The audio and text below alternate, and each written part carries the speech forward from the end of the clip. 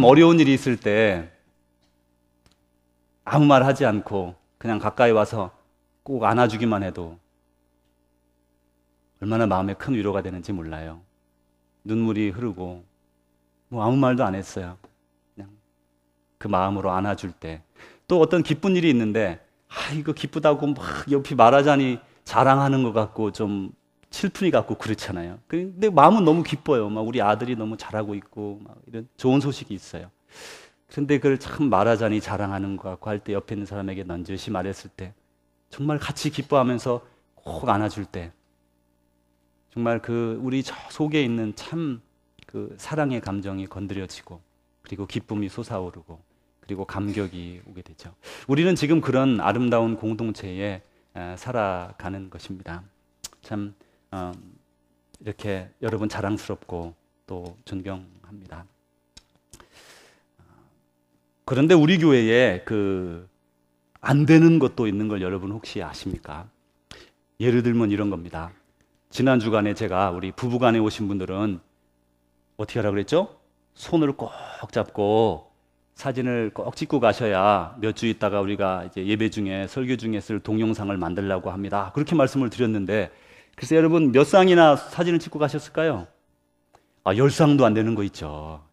우리 교회 식구들이 부끄러움이 많은 것 같아요. 아무래도 지금 이 순간에 옆에 부인이 있으면 손을 한번 꽉 잡아보세요. 이게 아니 교육을 시켜야지. 부끄러워서 석성균 우리 곽연자 우리 성도님 손을 다들 꽉 잡으셨죠? 우리 이렇게 서로를 보면서 사랑해 여보. 우리 한번 해봅니다. 옆에 계신 분들 최 집사님 뭐 하세요? 빨리 하세요. 최 집사. 아니 합동 결혼식을 다시 한번 하든지 뭔 수를 내야지. 도대체 뭐 집에서는 뭐 진하게 사랑을 하겠지만 이렇게 남들 있는데도 서로 참 안아주고 이렇게. 그래 이제 그게 잘 안 되는 것 같아요. 그래 오늘도 기회를 드리겠습니다. 오늘 지난주에 안 찍으신 분들은 오늘 부부간에 계신 분들은 손을 꼭 잡고 저기 사진을 제가 세 군데서 찍었는데 보니까 저기 하늘공원에서 찍은 사진이 제일 이렇게 좀 구도가 좋은 것 같아요. 오늘 그래서 하늘공원에서 집사님 좀 줄 쫙 세워놓고 그죠? 오늘 줄 많을 겁니다. 네. 이렇게 좀 찍어주시기 바랍니다. 제가 지난 주간에 이런 생각을 했어요. 이 사진 좀 찍어서 예배 때 그때 좀 활용을 해서 우리가 은혜를 누리려고 했는데 10가정 정도 채 안 되는 분밖에 안 찍어가지고요. 제가 이 10가정 정도 안 되는 분들에게 좋은 고급 자동차를 하나씩 사드릴까? 이런 생각도 해보고, 그건 제가 능력에 벗어나니까. 그럼 뭐 금 10돈씩 해가지고 귀걸이, 목걸이라도 하나 해드릴까? 하여튼 그런 생각을 다 했습니다. 여러분 참 부끄럽지만 아주 추억에 남는 시간이 될 줄로 생각합니다. 우리 혼자 계신 분들은 하늘에 계신 사랑하는 우리 배우자를 생각하며 이렇게 꼭 기도하시고, 또 지금 함께 있는 분들은요, 우리가 사실 언제 헤어질지 몰라요. 부부라는 게 이별로도 헤어지지만 또 이혼으로도 헤어지고요. 또 여러 가지 상황 가운데 참 이렇게 기러기 알죠? 기러기도 되기도 하고, 살다 보면 상황이 늘 그렇게 우리에게 다가오기 때문에 옆에 같이 있을 때 사랑해 주는 게 여러분 매우 소중합니다. 그게 나중에 후회해봐야 소용이 하나도 없어요. 그러니까 같이 계실 때 오늘도 집에 가셔서 꼭 안아주시고 같이 여보 사랑해. 오늘 우리 꼭 집에 가서 그러시기 바랍니다. 자, 근데 이제 우리 교회가 정말 잘하는 게 또 하나 있어요. 그게 뭐냐면 우리가 이제 수양회를 가거나 이렇게 단체로 차를 타고 멀리 이동할 때가 있잖아요. 그러면 제가 전에 한국에서 목회할 때부터 이렇게 보면요, 이런 일이 가끔 있어요. 대관령을 넘어가다가 빨리 가다가 차가 전복됐다. 그래서 교회 식구들이 같이 가는데 다쳤다든지, 아니면 어딜 가다가 교통사고가 났다든지. 그럼 제 마음이 그냥 덜컥 내려앉아요. 제가 심호하는 교회도 아니고 섬기는 교회도 아닙니다. 그런데도 불구하고 얼마나 여러분 마음이 아프겠어요. 교회에서 같이 수련회를 가다가 교통사고가 났다. 이거만큼 정말 은혜가 안 되는 게 어디 있습니까? 그래서 제가 여러분 처음 뵐 때부터 지금까지 부탁드리는 게, 우리가 교회 일로 어디를 갈 때는 무조건 정속으로 갑니다. 이렇게 여러분에게 꼭 부탁을 드렸어요. 정속으로 가자고. 빨리 가지 않더라도 속도를 맞춰서 가기를 부탁을 드렸습니다. 그 결과 어떻게 됐냐면요, 다들 늦게 오시더라고요. 시간이 오래 걸리잖아요, 그죠? 어떤 분은 총알 택시 같이 올 텐데, 조 목사 그거 천천히 오라니까 그냥 그냥 차들이 다 쌩쌩 지나가죠. 평소 같으면 저거 그냥 상대도 아닌데. 그래가지고요, 다 천천히 오셨어요. 너무 감사하고요. 그 결과 여러분이 아주 좀 더 운전은 많이 했지만 늦게 왔죠. 그런데요, 거기에 가만히 보면요, 초점이 있어요. 많은 사람들이 A에서 B라는 지점으로 운전을 해서 이동을 할 때, 지금 수련회 갈 때 그 사람들이 생각하는 게 뭡니까? 안전하게 가야 된다. 거기에 생각을 하고 있죠. 만약에 여러분들이 카 레이서 선수라고 하면, 우리 그 자동차 경주 선수라고 하면 제가 그런 말씀 전혀 안 드립니다. 수단과 방법을 가리지 말고 위험스러울이 많지 빨리 달려가지고 1등을 하라고 말씀을 드릴 거예요. 여러분은 우리가 자동차 경주하며 가는 게 아니잖아요. 그죠? 포커스가 다른 거예요. 초점이 다른 거예요. 자동차 경주하는 사람은 초점이 어여튼간 빨리 가서 1등을 하는 게 그게 초점입니다. 그런데 우리가 수련회를 갈 때 그 장소까지 운전해 가는 것은 초점이 뭐예요? 안전하게 은혜롭게 가려는 게 초점이에요. 여러분 보십시오. 똑같은 운전을 하고 있어도 초점은 다른 데 있을 수 있어요. 그럼 우리 인생은 어떻습니까? 다 같이 매일매일 하루하루 시간을 살아가는데 사람마다 다른 초점을 가지고 살아간다는 말씀이에요. 여러분은 요즘 어디에 초점을 맞추고 살아갑니까? 이것은 탁 떠오르지 않을 수가 있습니다. 그럼 이렇게 생각해 보면 돼요. 나는 요즘 어떤 생각을 가장 많이 하는가? 그게 여러분의 인생의 현재의 초점입니다. 그리고 내가 친구들이나 가족 간에 이렇게 대화를 할 때 늘 어떤 대화를 가장 많이 내가 떠올리는가? 그걸 보면 나의 초점을 스스로 살펴볼 수가 있습니다. 근데 이런 초점에 대해서 사도 바울이 이렇게 질문을 했습니다. 여기 첫 번째 제가 화면 보여드리겠습니다. 네, 당신은 어떻게 행할지를 자세히 주의하여 어리석은 자와 같이 하지 말고 지혜 있는 자 같이 하고 있습니까? 라고 오늘 사도 바울이 오늘 본문에서 저와 여러분에게 묻고 있습니다. 말이 기니까 좀 복잡하지만 가만히 보세요. 당신은 어떻게 행할지를 자세히 주의하여, 어떻게 행할지를 주의하래요. 어리석은 자와 같이 하지 말고 오직 지혜 있는 자 같이 하고 있습니까? 라고 물어보는 거예요. 그리고 이 앞뒤 거 다 빼고 지금 지혜 있는 자 같이 하고 있습니까? 이렇게 물어보는 겁니다. 그럼 이제 이 지혜 있게 행한다. 무엇을 지혜 있게 행해야 되겠느냐? 물어봐야 되겠죠. 지혜 있게 행하라. 여기에는 우리 인생의 모든 전반적인 일을 다 말한다고 말할 수 있습니다. 먼저 우리의 생각, 말, 태도 혹은 마음 씀씀이, 또 행동, 예배, 또 가정생활, 사회생활, 경제생활, 직장, 또 공부, 대인관계, 인생계획, 은퇴계획, 은퇴 이후의 삶, 이런 모든 우리 인생 전반에 걸치는 모든 문제에 대해서, 그러니까 인생 전부에 대해서 우리는 지혜로운 자로 행하고 있습니까? 라고 물어보는 거예요. 여러분 어떻게 대답하고 싶으십니까? 이제 그러면 이렇게 또 물어볼 수 있어요. 아니 그럼 왜 우리가 인생 전반에 걸쳐서 지혜로운 자같이 생각을 해야 됩니까? 왜 그렇게 해야 됩니까? 이렇게 물어볼 수가 있어요. 근데 성경에서는 이렇게 말을 하죠. 오늘 사도 바울이 왜 우리가 모든 일에 대해서 지혜로운 자같이 행해야 된다라고 말을 하는가 하면, 먼저 때가 악하기 때문이라고 본문에 말씀합니다. 지금은 때가 악한 거예요. 지금 우리는 악한 세대를 살아가기 때문에 그렇다라고 말씀하는 겁니다.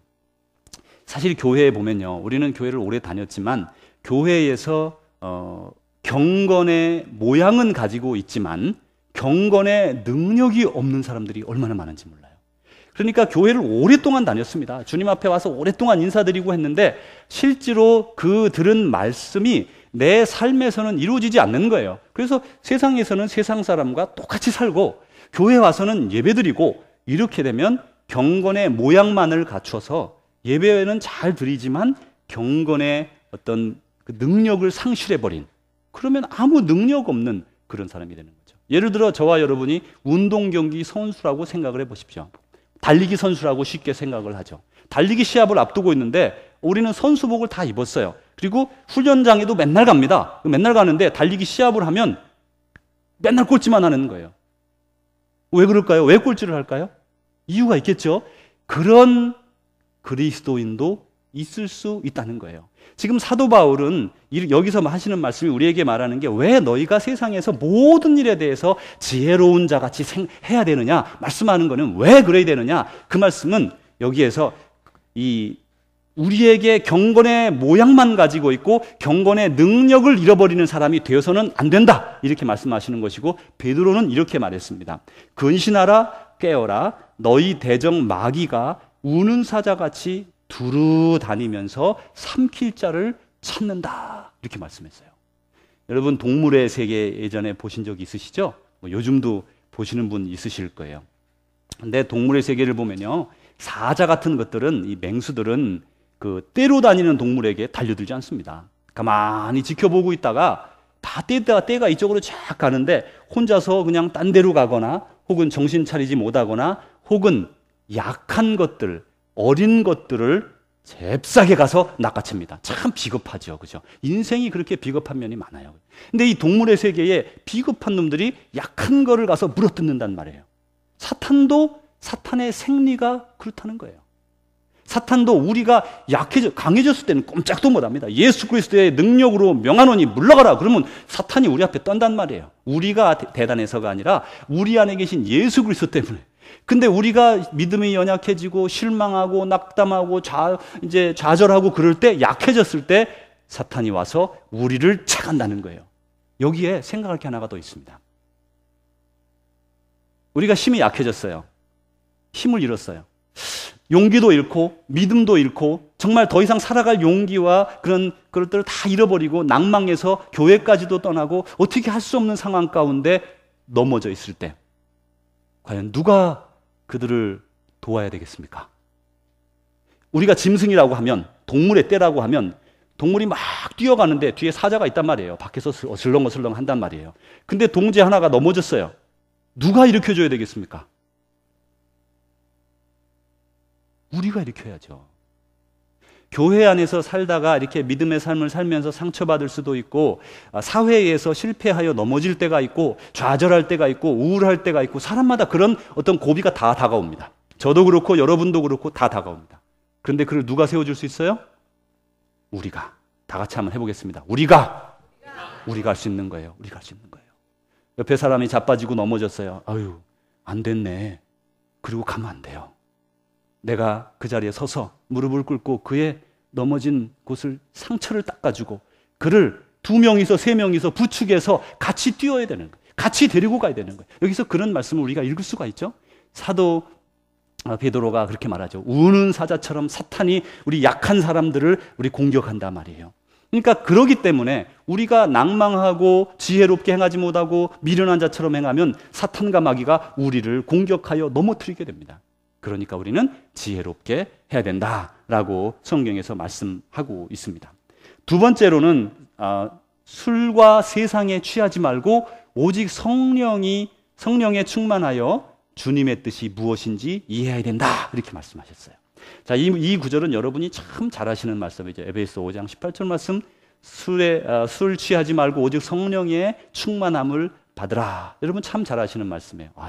술 먹지 말라는 말이야. 다 아시죠? 특별히 술 좋아하는 분들은 아주 그냥 더 잘 아시는 것 같아요. 그렇죠? 술과 세상에 취하지 않는 것 매우 중요합니다. 그런데 다음 보십시오. 술은 안 먹고 세상에 취하지 않을 수 있어요. 그런데 오직 무엇에 충만하라 그랬습니까? 성령에 충만해야 되는 거예요. 술을 안 먹는 건 당연히 그래야 되겠죠. 그래야겠죠. 그렇다고 이제 술을 먹어야 되냐 말아야 되냐 지금 막 여러분 마음속에 그런 게 떠오르는 분이 있는지 모르겠어요. 그런 신학적인 논쟁을 하자는 게 아니고, 여기서는 술이나 세상에 취하지 말고 오직 성령의 충만함을 받으라 이렇게 말씀하셨어요. 성령의 충만함을 받으라. 그런데 문제는 그 다음에 있습니다. 왜 술에 취하면 안 되고 왜 세상에 취하면 안 되고 왜 성령의 충만함을 받아야 됩니까?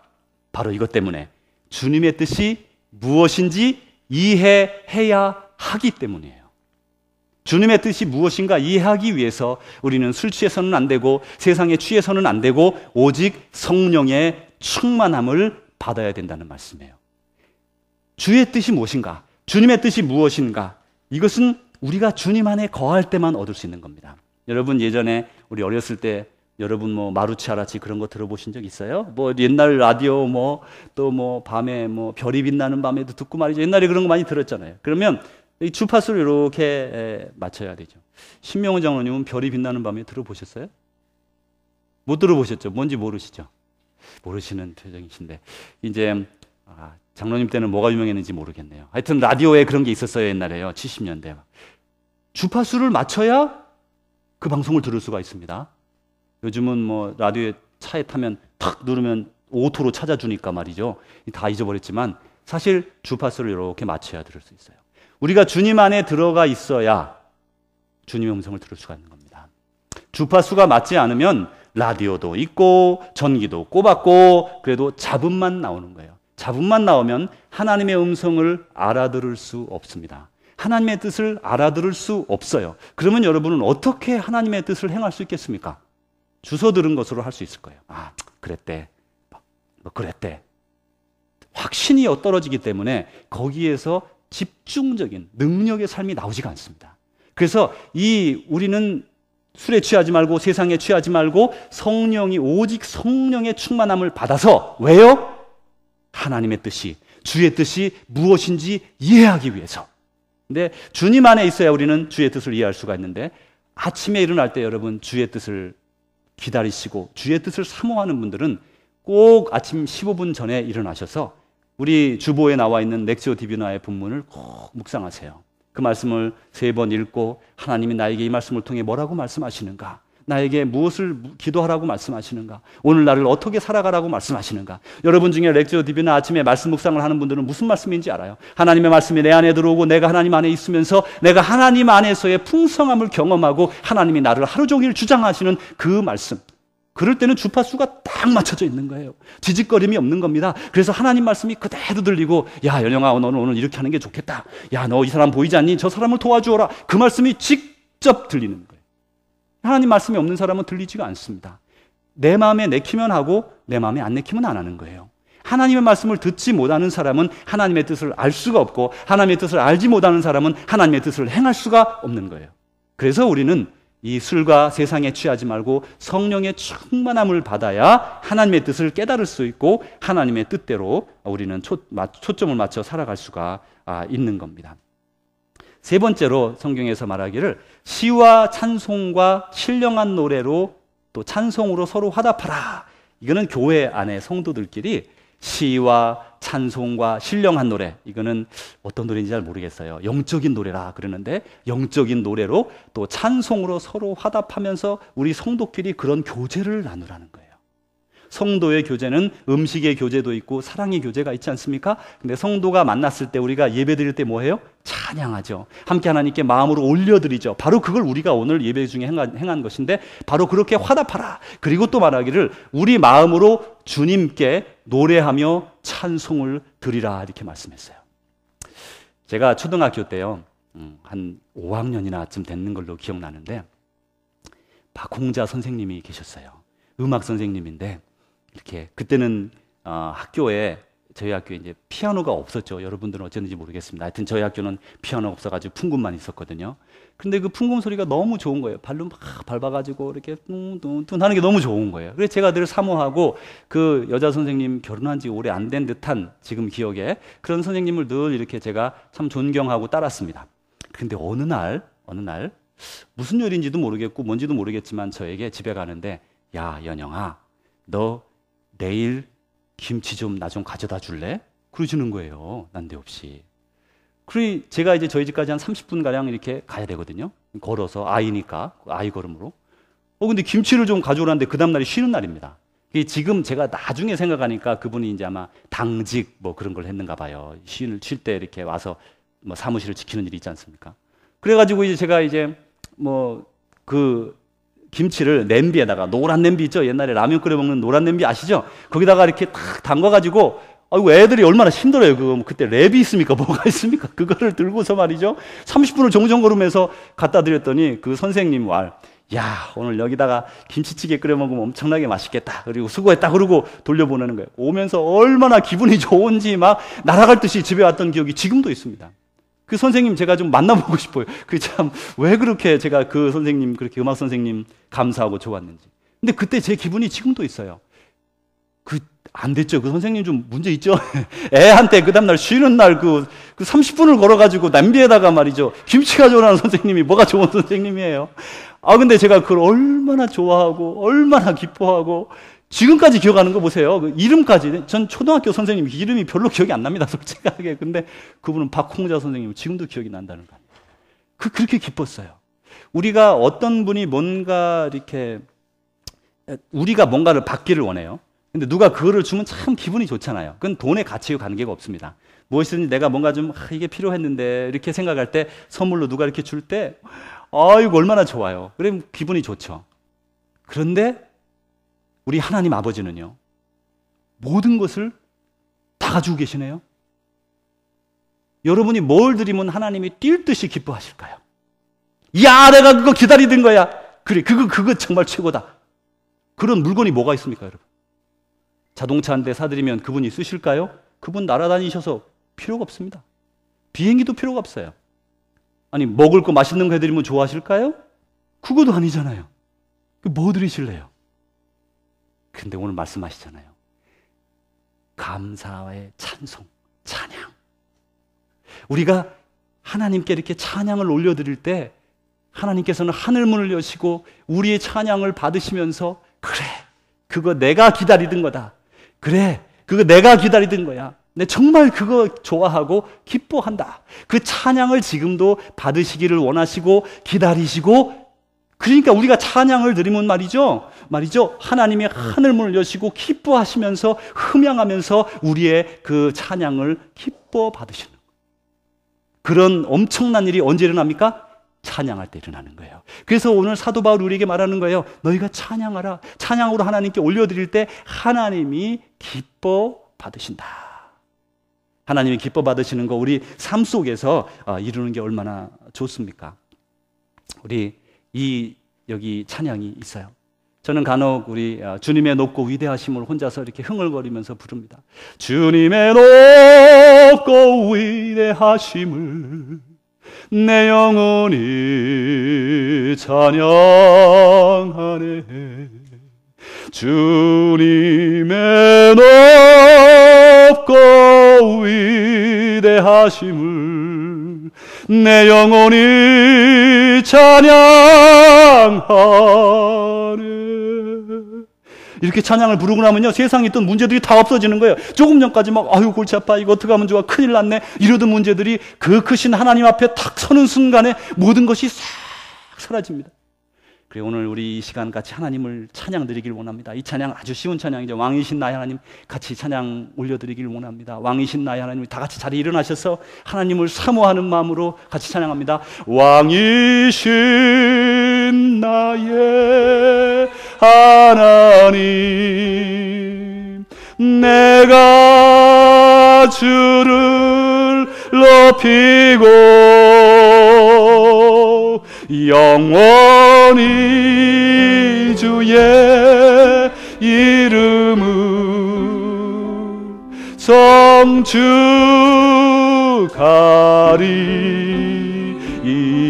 한 번 더 합니다. 왕이신 나의 하나님, 왕이신 나의 하나님, 그분은 우리의 왕이십니다. 그분은 우리의 사정을 다 아세요. 내가 주를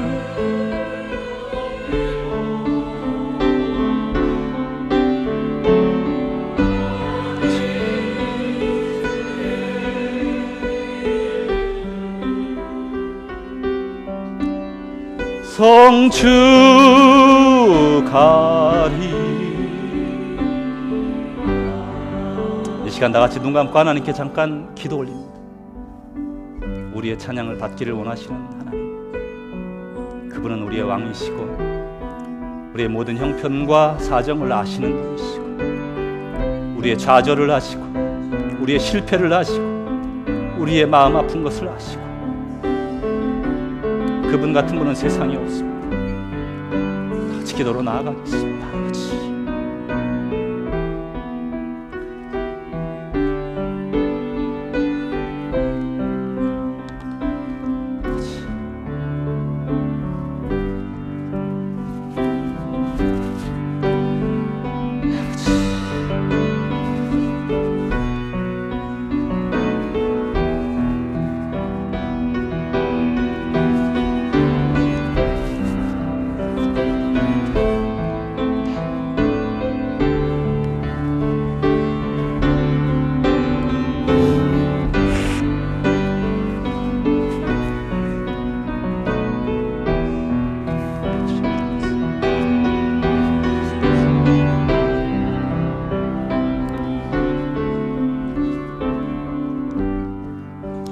아멘. 다 같이 자리에 앉으시겠습니다. 네, 이렇게 주님은 우리가 주님을 찬양 올릴 때에 그 하늘 문을 여시고 그분이 가장 기뻐하는 거, 가장 갖기 원하시는 거, 받기 원하시는 거, 우리가 다 가진 게 다 그분 것 아닙니까? 그분에게서 온 것 아닙니까? 우리가 뭘 드리겠어요? 여러분 뭘 하나님께 드리겠어요? 여러분이 뭘 드린다고 하나님이 그걸 좋아서 기뻐 받으시겠어요? 이 찬양, 우리가 우리 속에 있는 모든 존경하는 마음을 다 해서 바치는 그 찬양을 하나님은 받으시고 하늘 문을 여시고 기뻐하시는 그분을 우리는 오늘도 기억하면서 찬양을 올리는 것입니다. 우리 각 사람에게는 인생의 목적이 있습니다. 저나 여러분이나 우리는 이 땅의 동물들처럼 그냥 태어나서 먹고 살고 그러다가 자식 낳고 그리고 뭐 죽어서 천국 가고 그런 꼭 동물적이라고 말할 수는 없지만 그런 인생을 살으라고 이 땅에 보내진 존재가 아니에요. 저희들에게는 하나님께서 한 사람 한 사람 삶의 목적이 있고 또 한 사람 한 사람에 대한 그 눈길로 바라보시면서 우리를 이끌어 주시는 분이에요. 여러분 부모님이 계시지 않습니까? 여러분 부모님들이 여러분 자식이 뭐 10명쯤 된다고 해보세요. 10명 있으면 그냥 놔놓고 내버려 둡니까? 그러면 지들이 알아서 하겠지 그렇습니까? 그렇지 않아요. 하나님은 한 사람 한 사람의, 이 부모님만 해도요, 한 사람 한 사람, 이 녀석은 어떻고 저 녀석은 어떻고 이건 어떻게 도와줘야 되고 이건 어떻게 도와줘야 되고 다 다르단 말이야. 그런 것처럼 그런 어버이의 마음을 가진 하나님께서 저와 여러분 한 사람 한 사람의 상황과 형태와 모양과 다 아시는 거예요. 다 아시는 그분이 우리를 붙들어 이렇게 끌어주시면서 선한 길로 인도해 주시는 그런 목적을 가지고 우리가 살아가게 된 것이죠. 그래서 우리는 우리의 삶으로 말미암아 하나님이 우리에게 주신 삶의 목적이 있는데 그것을 이루면서 하나님을 참으로 기쁘시게 해드리는, 하나님께 기쁨을 올려드리는 그런 삶을 살아가라고 오늘 성경에서 말씀하고 있는 겁니다. 이제 네 번째로 범사의 그리스도 예수의 이름으로 항상 아버지 하나님께 감사하라 그랬어요. 성경에 보면 예수님 이름으로 항상 하나님께 감사하라. 우리는 하나님께 감사 올려드려야 되죠. 여러분 삶에서 이제까지 살면서 감사했던 분들 한번 잠깐 떠올려 보십시오. 너무 갑작스러워서 잘 생각이 안 나실 수도 있지만 지금 내게 정말 고마웠던 사람, 내 인생에 참 그 사람 정말 고마웠다. 그런 사람들 지금 잠깐 떠올려 보세요. 우리는 종종 아주 매정하게 행하는 그런 그릇된 때가 있어요. 사람은 은혜를 잊어버리면 안 됩니다. 믿는 사람도 마찬가지예요. 은혜를 잊어버리면 안 돼요. 하나님이 우리 다른 사람들을 통해 우리를 도와주셨죠? 그러면 그 사람에게 은혜를 갚을 줄 알아야 돼요. 믿는 사람일수록 더 그렇게 해야 돼요. 여러분에게 어떤 누군가 도움을 주었으면 카드를 하나씩 다 써서 이렇게 감사함을 표현하는 것은 아무것도 아닌 카드 같지만 그 속에 내 마음이 들어있고 진심이 들어있어서 그 사람의 마음을 즐겁게 해주고 기쁘게 해주는 것입니다. 그래서 우리는 사람끼리도 말이죠, 고마움을 표현할 때 감사를 표현하는데 우리 하나님 아버지는 그의 아들 예수 그리스도를 돌아가시게 하시면서 우리의 생명을 구속해 주신 분 아닙니까? 그분이 아니면 우리가 오늘 어떻게 이렇게 아름다운 삶을, 복된 삶을, 안정된 삶을, 평화의 삶을, 은혜의 삶을 살아갈 수가 있겠어요? 그분을 생각하면서 하나님 고맙습니다. 아들 예수님을 우리에게 보내주시고 지금도 우리를 보호하시고 우리와 함께 하시고 성령님을 보내주시고 이분에 대해서 늘 감사하는 마음을 가지고 살아가라. 이렇게 사도 바울이 말하고 있는 겁니다. 마지막으로 그리스도를 경외함으로 피차 복종하라 이렇게 말씀하셨어요. 그리스도를 경외함으로 왜 피차 복종해야 됩니까? 그리스도를 경외하기 때문에. 우리는 서로 모두 그리스도를 경외하는 사람들 아닙니까? 그래서 우리는 서로 피차에 복종하라 라고 말씀하세요. 예수님을 믿는다는 것은 교회 안에서만 이루어지는 삶이 아니라 우리가 숨쉬며 살아가는 모든 곳에서 이루어지는 것이 바로 우리 믿음의 삶일 것입니다. 물론 교회에서 예배드리고 사랑의 교제를 나누지요. 그러나 우리의 삶, 믿음의 삶이라는 것은 교회에서만 일어나고 교회에서만 맞춰지는 것이 아니라 우리가 살아서 움직이는 모든 곳에 믿음의 삶이 나타나는 것이죠. 그렇다면 우리가 서로 피차 경외하는 것은 교회뿐 아니라 사회에 나가서도 교만하지 말고 서로를 늘 존중하는 것이 필요합니다. 여기에는 약간 이 특이한 면이 하나 있습니다. 여러분 들어보십시오. 우리 한국 사람들은 유교 문화에서 자라났습니다. Mr. Macro and I don't know your name. Sorry about that, but 우리 영맨 하나 있어요. 미국 사람들은 우리하고 달리 유교 문화에 있지 않았습니다. 그러나 한국 사람들은 컨퓨셔니즘 이런 걸 속에서 자라났어요. 근데 보십시오. 제가 이제 중남미 선교를 한 10여 년 이렇게 벌써 막 오래 다니게 됐어요. 10년 훨씬 넘게 다니게 됐는데 가면서 깜짝깜짝 놀라는 게 있는데 이런 겁니다. 이 한국에서는 이렇게 상하 관계가 있지 않습니까? 이제 장유유서라는 게 있어가지고 연세 드신 분들은 연세 어린 사람들에 의해서 늘 이렇게 높은 자의 자리를 차지했어요. 그리고 그것은 성경에 있어서도 너희는 셋머리에 앞에 일어서라. 또 그런 말씀이 많이 존중하라는 말씀이 많이 있어요. 그런데 오늘 여기서 피차 복종하라고 말씀하시죠. 제가 이제 중남미에 특별히 뭐 다른 많은 나라들 중에 가장 가난한 나라 중에 하나, 니카라구아는 중남미 중에서도 제일 가난한 두 나라 중에 한 나라예요. 하루에 1불이 없어서 음식을 못 먹고 아이들이 초등학교도 못 다니는 아들이 절반이 넘습니다. 여러분 우리 한국에 초등학교 못 다닐 때가 언제 있었습니까? 한국에? 오래됐죠, 그죠? 그렇게 못 살아요. 교육에 필요가 없고 걔네들이 자라나서 또 가난해집니다. 정치는 부패했습니다. 정말 안타까운 사람들이에요. 그런데 그 사람들한테 가면요 놀라운 게 있는데 이런 게 있어요. 그 남자 여자 간에 차별이 없어요. 우리 한국에는 지금은 많이 좋아져서 요새는 뭐 여성 상위 시대다 그런 말도 하고 뭐 그렇게 너무 시소가 막 이리저리 가고 하는데 예전에 우리 한국에서는 정말 남자들 세대 아니었습니까? 남자들 세상이었죠. 그래서 남녀 차별이 명백했습니다. 근데 그 가난한 나라에서 남녀 차별이 없어요. 또 제가 또 놀란 것은요, 어린아이들이 있잖아요. 뭐 초등학생이나 그 밑에 어린 그 한 4살, 5살 된 애들에게 대해서 절대로 함부로 하지 않아요. 그리고 왜 그런가 물어봤습니다. 아니, 애들 그냥 뭐 그런 녀석들, 야, 애들은 가라. 우리 약장사 할 때 맨날 그러잖아요. 그죠? 애들은 가라. 이 사람들은 그 애들에 대해서 무척이나 소중하게 여겨요. 그러니까 지금은 한국이 막 갑자기 확 뒤집어져 가지고 애들 중심으로 사는데 그런 말이 아니고 애들을 인격체로 대합니다. 그래서 어떤 일이 있을 때 설명을 해야 되면 어른들도 설명하고 애들에게도 무릎을 꿇고 하나하나 설명을 해줘요. 그래서 애들이 납득을 하면 움직입니다. 이것은 우리 한국 사람들이 자란 유교 문화에서는 참 어불성설, 말도 안 되는 거죠. 뭐 그런 게 어디 있어. 그냥 다 시키면 시킨 대로 해야지. 여러분 교회에서도 마찬가지예요. 교회에 직분이 있습니다. 교회에 목사, 장로 이런 사람들은 당회를 운영합니다. 당회는 교회의 중요한 결정들을 하는 기관이 당회예요.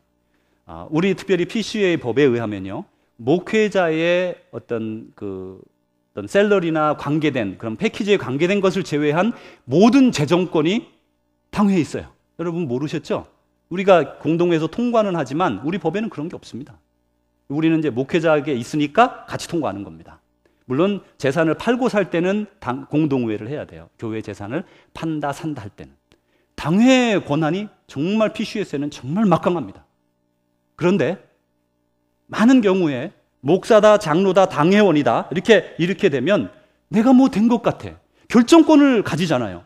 이렇게 할 수도 있고 말이죠. 저렇게 할 수도 있어요. 아무리 사람들이 이렇게 말해도 우리 이렇게 한다 그럼 이렇게 하는 거예요. 얼마나 두렵고 무서운 자리입니까? 세상적으로는 권력이 있어서 높은 자리예요. 장로라고 하는, 특별히 당회원이라고 하는 자리는 세상적으로 보면 거짓말 안 하고 하면 그런 권세가 있는 자리입니다. 그러나 세상적인 사람들 생각이에요. 당연이 되면 두렵습니다. 왜냐하면 내가 던지는 표결 하나로 이렇게 될 수도 있고 저렇게 될 수도 있는 거예요. 과연 하나님의 뜻 안에 내가 살아가고 있느냐 아느냐에 따라 교회의 일이 하나님의 뜻과 정반대의 길로 나 때문에 갈 수도 있고 나 때문에 하나님의 길로 나갈 수도 있는 엄청난 것들이 내 손에 주어졌을 때 여러분 당연히 얼마나 떨리는지 압니까? 교회 결정 한 가지를 이루기 위해서 기도하고 하나님 나 때문에 이 교회가 하나님의 뜻에서 어긋난다면 어떻게 하면 좋겠습니까? 그 두려움이 당연들에게 있는 거예요. 그런데 그렇지 않은 그런 사람들도 있을 수가 있는 거예요. 교회에서는 고하가 없어요. 당회원이 결정권이 많고 또 삶에서도 나이 많은 분, 또 어린 분 이런 다 그런 게 다 있잖아요. 그죠? 또 아니면 뭐 여러 가지 뭐 목자다, 아니다 여러 가지 그 리더십의 자리가 다 있습니다. 그러나 우리가 기억할 것은 성경에 그렇게 말씀하세요. 너희가 그리스도를 경외함으로 피차 복종하라. 일방적으로 복종하라가 아니라 피차 복종하라. 서로 간에 복종하라. 여러분 이 말씀을 기억하면서 우리가 피차 복종해야 합니다. 사랑하는 성도 여러분, 우리가 이제 초등학교 때 실험 같은 거 해보면 이렇게 돋보기를 가지고 햇빛이 떴을 때 햇빛을 쫙 모으면 밑에 큰 에너지를 만들고 불길을 일으키지 않아요? 지금은 햇빛은 어디나 다 떠 있습니다. 그러나 그 햇빛으로는 불을 일으킬 수가 없어요. 우리는 하나님의 많은 은혜 가운데 살아갑니다. 많은 능력을 받았습니다. 그러나 하나님이 주시는 그 뜻을 발견하고 그 뜻 안에서 우리가 초점을 맞춰서 우리 인생을 살아가지 않는다면 우리는 세상에 능력을 행할 수가 없을 겁니다. 그러나 예수 그리스도의 말씀 가운데 우리가 초점을 가지고 이 세상을 살아가고 지혜롭게 행하면 우리는 하나님의 능력이 되어서 세상을 변화시키는 파워를 갖게 되는 것입니다. 사랑하는 성도 여러분, 이제 한 주간이 또 우리에게 주어졌습니다. 오늘 성경에서 말씀하는 것처럼 우리는 지혜로운 자가 되어서 하나님의 말씀에 집중하여서 초점을 가지고 세상에 승리하는 하나님의 뜻을 이루는 여러분 되시기를 주의 이름으로 축복합니다. 기도하겠습니다. 하나님 아버지 감사합니다. 우리를 주님의 위대한 도구로 써주시는 것을 감사합니다. 우리의 인생에서 주님 주시는 초점으로 세상을 변화시키는 하나님의 능력의 사람들 되도록 축복하여 주옵소서. 교회의 직분자들을 축복하시고 또 여러 가지 능력으로 또 지위로 받은 자들을 축복하셔서 그것으로 서로 존중하며 서로 섬기면서 이 하나님의 나라를 잘 이끌어 나갈 수 있도록 축복하여 주옵소서. 예수님 이름으로 기도하옵나이다. 아멘. 사랑하는 주의 제자 여러분, 아버지께서 말씀 가운데 우리를 찾아오셔서 우리 가운데 내주하시고 또한 우리에게 아버지의 뜻을 명확하게 보여주십니다. 우리의 찬양을 받기를 원하시는 하나님 아버지 앞에 이제 우리 모두 엎드려 하나님을 경배하며 찬양드리고 또 말씀으로 충만하여 세상으로 나아가 예수 그리스도 통하여 초점을 맞추어 모든 일들을 능력으로 감당하여 하나님의 능력의 지팡이 되시기 바랍니다.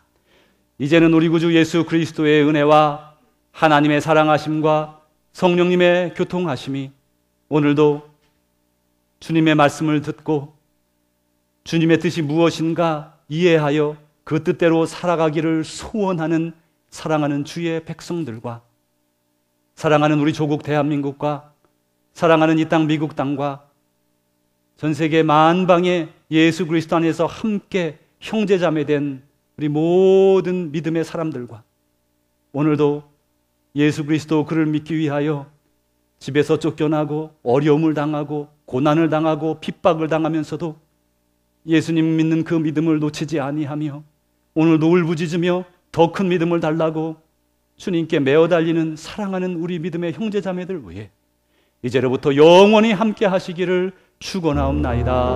아멘.